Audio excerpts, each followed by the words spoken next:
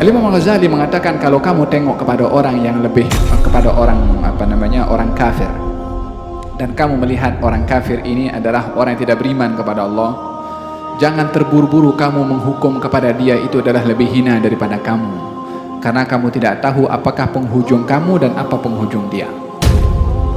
Kalau penghujung dia itu baik, bukankah dalam hadis diceritakan tentang orang yang membunuh 99 orang, digenapkan menjadi 100 orang, lalu akhirnya bertaubat kepada Allah dan diterima taubatnya, walaupun belum sedikit amal yang dilakukan oleh orang tersebut, Allah terima dan masukkan syurga oleh Allah sebelum beramal apapun juga, baru niat, baru azam, baru kekuatan nak bertaubat. Bukankah di zaman Nabi Musa ada seorang yang alim, seorang yang doanya mustajab, seorang yang disanjung, tapi pada penghujungnya adalah digambarkan oleh Allah Subhanahu wa taala sebagai ulama usu? Sebenarnya As bin Ba'ura orangnya saleh, zahirnya penghujungnya adalah nasibnya tidak baik, wal iyadu billah. Idzan kalau melihat orang kafir, jangan terburu-buru menilai kita lebih baik daripada dia sebelum penghujung yang menentukan. Saya tak tahu penghujung saya apa dan penghujung dia apa. Memang kita adalah membenci kepada kekufurannya, tapi bukan kepada individunya. Karena individunya kita tak tahu penghujung nasib orang itu macam mana. Kalau kita nampak orang tua yang lebih tua daripada kita, yang mungkin orang tua ini adalah tidak salat umpamanya, maka kita melihat orang ini lebih tua daripada saya, yang mungkin dia dulu sudah kenal Islam dulu sebelum saya kenal Islam, sudah berbuat baik sebelum saya berbuat baik, mungkin dia akan mendapatkan hidayah. Kalau kepada orang yang lebih muda umpamanya, yang kita anggap dia lebih hina, kita lihat kita lebih dulu berbuat dosa sebelum dia berbuat dosa.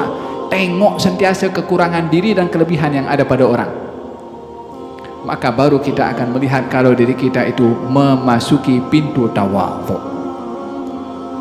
Tapi selagi masih kita mempertahankan kita punya ego, dan ini bukan perkara, ini ego, dia macam gunung yang kuat ada di kepala dan juga di dada setiap orang, yang setiap orang mau dihormati dan akan tercabar emosi marah kalau orang tidak hormat kepadanya. Fahim tom? Kata Abu Yazid Al-Bustami, orang itu dikatakan tawadhu kalau tengok dirinya tak ada nilai. Lepas itu bukan hanya itu saja, adalah melihat dirinya lebih hina, lebih rendah berbandingkan kepada orang lain. Kata baginda Rasulullah ketika mengajarkan tentang tawadhu, rubba ash'ath aghbar madfu' bil abwab law aqsam 'ala Allah la abarrah. Mungkin saja kamu tengok orang itu kusut masai, rambutnya entah macam mana, tapi kalau dia berdoa kepada Allah, doanya dikabulkan oleh Allah. Orang yang mungkin tidak kusut masai, pakaiannya rapi, mungkin pun pakai selendang juga, mungkin pakai serban juga, mungkin pakai kopiah juga, belum tentu itu adalah satu nilai kualiti di sisi Allah Subhanahu wa taala. Kenapa kita pula nak menghukum orang daripada segi zahirnya, pakaiannya? Mula bila Nabi mengajar kita menilai orang daripada segi pakaian? Ini agama adalah agama menilai hati orang. Yang dinilai oleh Allah adalah hati orang. Dan kita adalah berkonsepkan kepada agama ini tersebut tidak berhak menilai kedudukan seseorang daripada apa yang kita nampak. Sebab Nabi tak pernah menilai orang daripada apa yang dia nampak.